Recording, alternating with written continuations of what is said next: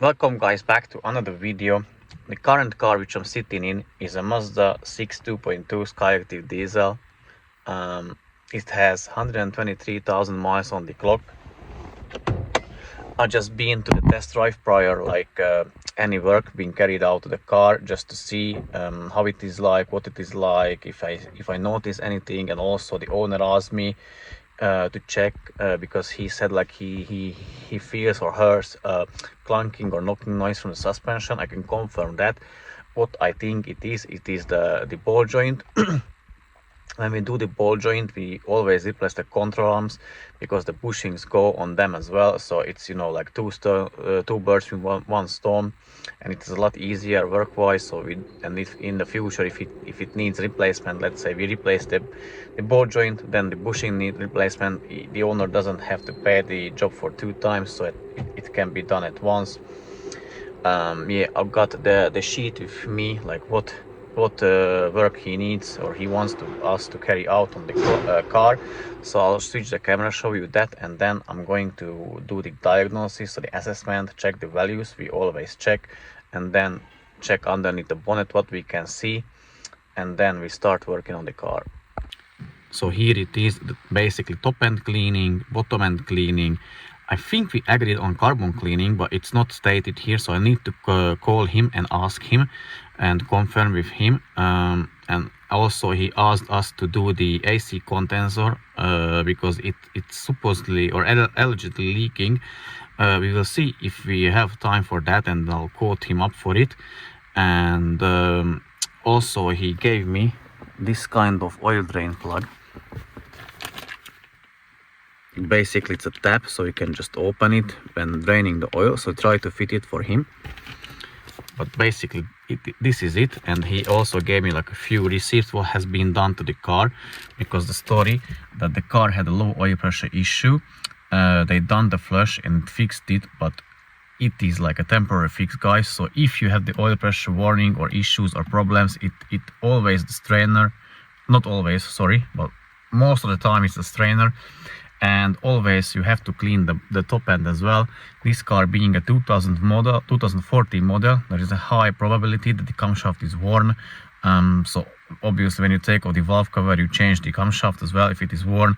But yeah, so we are going to remove the valve cover in this video, the oil pan 100%, and I'll need to contact the owner if the carbon cleaning was in the quote, so if you want us to get that done as well. But without further ado, now let me connect the scan tool and check the live data, and then I'm going to check the underneath the bonnet, which is then already doing it.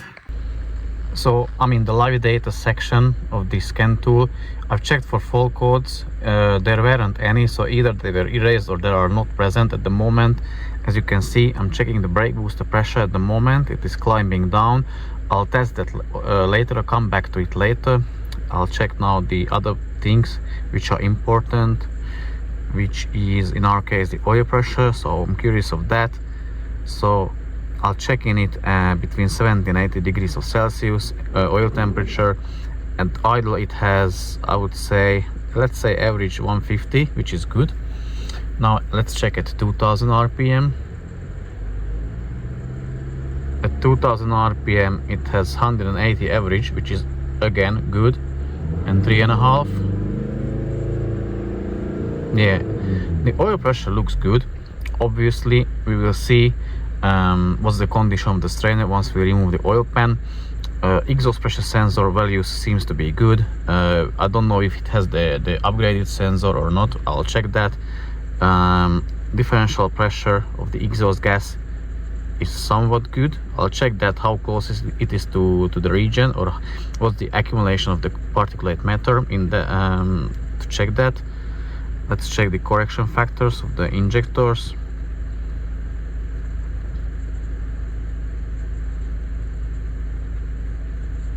Yeah, all 4 seems to be good. Number 4 is a bit off, like further away from the other 3, but it's still within the spec, within the range.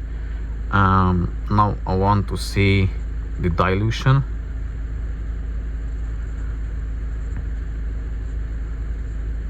Yeah, so it says the engine was changed 11,000 kilometers ago, and the dilution is quite high. it is like half a kilo or 500 grams, which is way too much.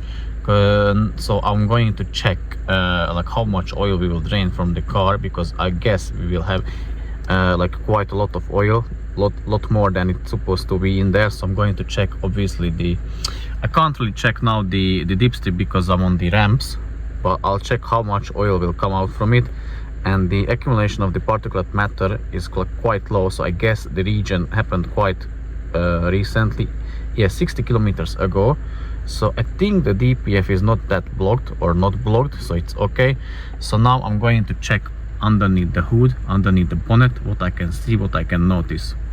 So Dan is already underneath the car, removing the under tray, and I'm going to do the engine bay inspection. What I can see, I can see the valve cover hasn't been removed because of that sealant. It's from the factory, although it's like wet underneath the injectors. So we guess the washers are quite worn and it's never been removed, so obviously it's like quite time to do it. Well, I can see the DPF, the sensor, the exhaust pressure differential sensor, sorry, the differential pressure sensor is original. The exhaust pressure sensor is an upgraded one, the new one, so it's good. The valve, sorry, the intake manifold hasn't been removed. You can't really see, but the clamp on the pipe, now you can see the clamp on that pipe is facing towards the cabin, so it hasn't been removed. The coolant is a proper color, so it's a green one.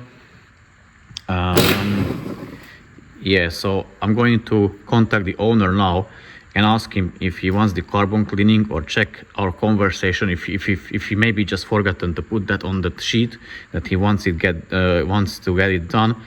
After that we'll start working on the car. Valve cover off, intake manifold off, EGR parts off, oil pan off.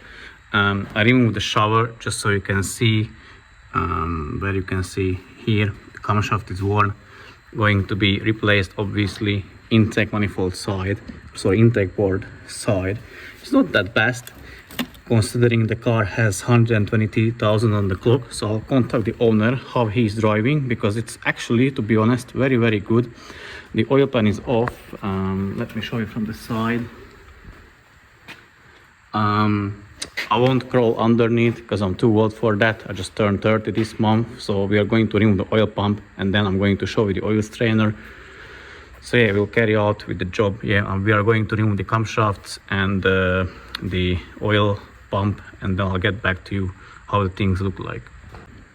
Also, as you can see, the the washer was leaking here. So there is that buildup, carbon buildup, and the valve cover was leaking from behind, and that you could see on the previous clips from the turbo side. I have removed the camshafts and the rocker arms, and look what I've noticed. That's mind-blowing, never seen that before. Look how damaged the tappet is, like that one. So every single one which was underneath the variable valve timing rocker arm, look at it.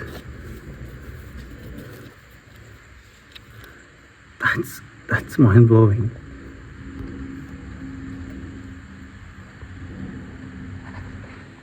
And here is the oil pump with the strainer still on it, and as you can see, it is like fairly blocked. So we were about to put the things back on that Mazda 6. So the camshaft is on, sprocket is on, and when we put back the oil chain pump sprocket, we noticed that the chain is like has a slack or loose, as you can see. So we contacted the owner and asked him if he wants us to get the chain replaced at this moment when it's easier and cheaper, and he said yes. So we are going to change the timing chain for him. So things not always go as we planned. So now Dan is going to remove the engine mount, the timing cover, and all the nice bits, and we're gonna swap the new timing chain on for the owner. So the timing cover is removed, and as you can see, the top camshaft journal is before after cleaning, and the rest is before cleaning, but it will look like the same as the rest of the engine. So Dan has already cleaned the timing side things. As you can see, it's nice and clean. Let me show you from the bottom. And now he's going to fit the new components and we are going to assemble it back together. Let me show you how far I got. So I'm cleaning the timing cover. It will be this shine again, as you can see here, once I finished with it, obviously. Okay, so I have put back the valve cover. We changed the timing chain. It is already back on, so the silicone is drying. I've put back the valve cover and then it's still ratcheting with the oil pan. And that will be it for today. It is like 9:30. We're going home because tomorrow will be like a big carbon big carbon cleaning day. That one will have the carbon cleaning. This one, the one behind me, and another one is coming, which will be doing over there. So yeah, stay tuned if you want to see the results.